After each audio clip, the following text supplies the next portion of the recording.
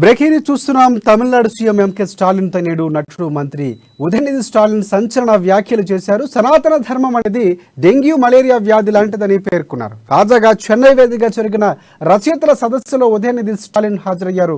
సనాతన ధర్మం గురించి సంచలన వ్యాఖ్యలు చేశారు. సనాతన ధర్మం సామాజిక న్యాయానికి పూర్తిగా విరుద్ధమని చెప్పారు. దానిని నిర్మూలించాలని పిలుపునిచ్చారు. దాన్ని వ్యతిరేకించకూడదు, కానీ పూర్తిగా లేకుండా చేయాలని కూడా స్పష్టం చేశారు ఉదయనిధి స్టాలిన్.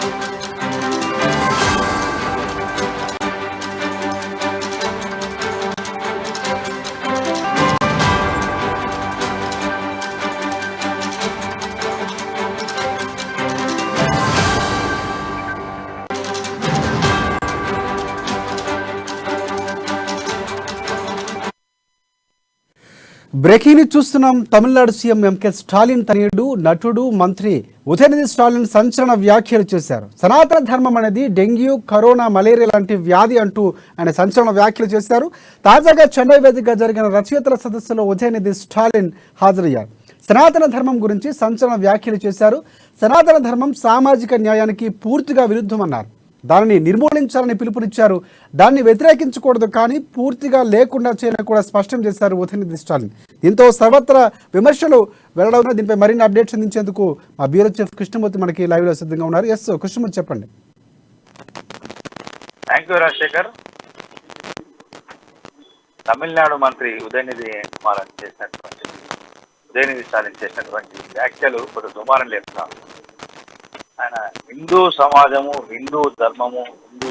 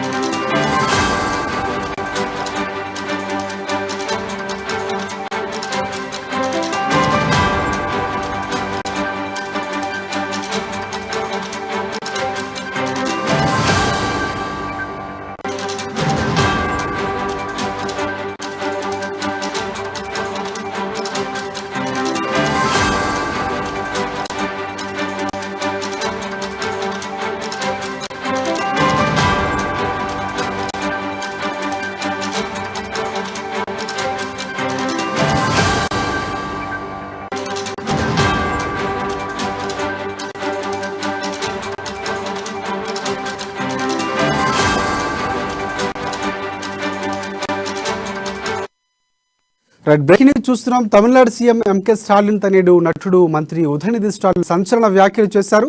సనాతన ధర్మం గురించి ఆయన సంచలన వ్యాఖ్యలు చేశారు. దాన్ని మలేరియా, డెంగ్యూ లాంటి వ్యాధులతో పోలుస్తూ సంచలన వ్యాఖ్యలు చేశారు. దీంతో హిందూ సంఘాలు ఆగ్రహం వ్యక్తం చేస్తున్నా అయినా తన స్టాండ్ మీద ఉంటాను, చట్టపరంగా ఎదుర్కొంటారంటూ చెప్పినటువంటి పరిస్థితి కనిపిస్తుంది. దీనిపై మరిన్ని అప్డేట్స్ అందించేందుకు మా బ్యూరో చీఫ్ కృష్ణమూర్తి మనకు అందుబాటులో ఉన్నారు.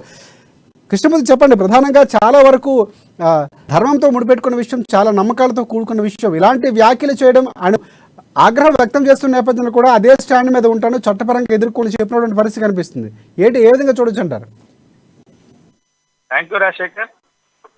ఉదయనిధి స్టాలిన్ చేసినటువంటి వ్యాఖ్యలు పూర్తిగా వివాదాస్పదమైనవి. అది అంటే దేశంలోని దాదాపుగా 80% మంది ప్రజల మనోభావాలను, నమ్మకాల పైన ఆయన దాడి చేసిన అనేక సంఘాలు, హిందూ సంఘాలు, హిందూ ధార్మిక సంస్థలు అనేక మంది దీని మీద కొంత ఆయన మీద ఆగ్రహం వ్యక్తం చేస్తున్నారు. అయితే ఆయన చేసిన వ్యాఖ్యలను పొరపాటుగా చేసిందని కానీ వ్యాఖ్యలను వక్రీకరించకుండా దాన్ని సమర్థించుకుంటూ మాట్లాడడం, మరోసారి ఆయన ట్వీట్ చేయడం కూడా కొంత సంచలనం మారింది. దీని విషయంలో ఆయన మీద చట్టపరంగా ఎదుర్కొనేందుకు, అంటే చట్ట పరిధిలో ఆయనను ఎదుర్కొని దాంట్లో అంటే ఆయనను దోషిగా నిరూపించని చెప్పేసి సంఘాలు కూడా భావిస్తా ఉన్నాయి. ఏదేమైనప్పటికీ మొదటి నుంచి కూడా స్టాలిన్ కానీ ఆయన కుటుంబంపై అంటే కరుణానిధి నుంచి కూడా వాళ్ళు కొంత హేతువాదులు, కొంత అంటే దేవుడు లేరు అని నమ్మేటువంటి వ్యక్తులు వారు. అయితే ఆ నేపథ్యంలో వీరు అంటే ఈ రకంగా ఒక మంత్రి స్థాయిలో ఒక బాధ్యతమైన పదవిలో మంత్రిగా ఉంటూ మంత్రి హోదాలో ఉంటూ ఈ రకమైనటువంటి అంటే ఒక రకమైనటువంటి మెజార్టీ ప్రజల మనోభావాలను దెబ్బతీసే విధంగా వ్యాఖ్యలు చేయడము కొంత సంచలనంగా మారుతుంది. ఈ అంశం దేశవ్యాప్తంగా కొంత చర్చనీయాంశంగా మారుతుంది.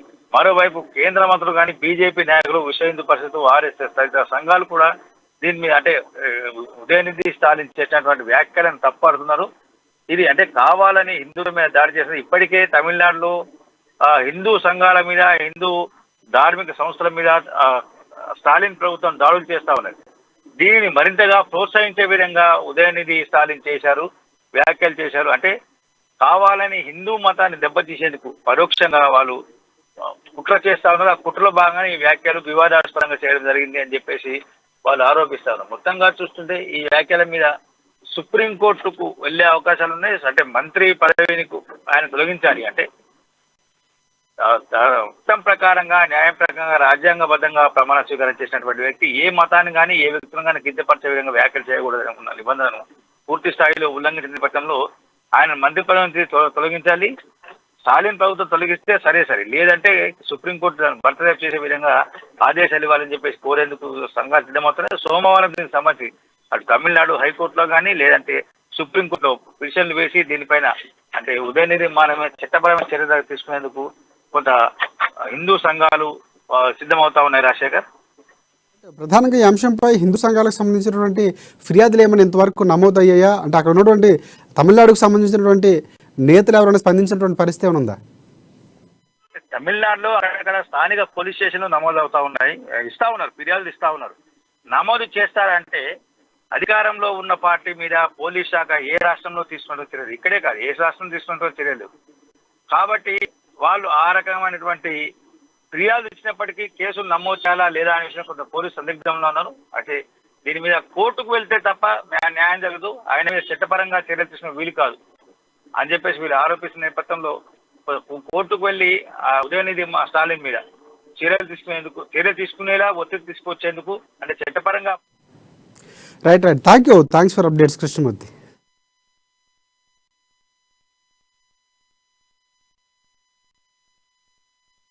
ஏற்பாட்டு குழுவுக்கு முதற்க என்னுடைய வணக்கத்தையும் நன்றியும் நான் தெரிவித்துக் கொள்கின்றேன். இந்த மாநாட்டுடைய தலைப்பே மிகவும் சிறப்பாக அமைந்திருக்கின்றது. சனாதன எதிர்ப்பு மாநாடு என்று போடாமல் சனாதன ஒழிப்பு மாநாடு என்று நீங்கள் இதை போட்டிருக்கிறீர்கள், இதை அழைத்திருக்கிறீர்கள், இந்த நிகழ்ச்சிக்கு பெயரிட்டீர்கள். அதற்கு என்னுடைய வாழ்த்துக்கள். சிலவற்றை நாம் ஒழிக்கத்தான் வேண்டும், எதிர்க்க முடியாது. கொசு, டெங்கு காய்ச்சல், மலேரியா, கொரோனா இதையெல்லாம் நம்ம எதிர்க்கக்கூடாது, ஒழித்து கட்ட வேண்டும். அப்படிதான் இந்த சனாதனம் என்பதை எதிர்ப்பதை விட ஒழிப்பதே நாம் செய்ய வேண்டிய முதல்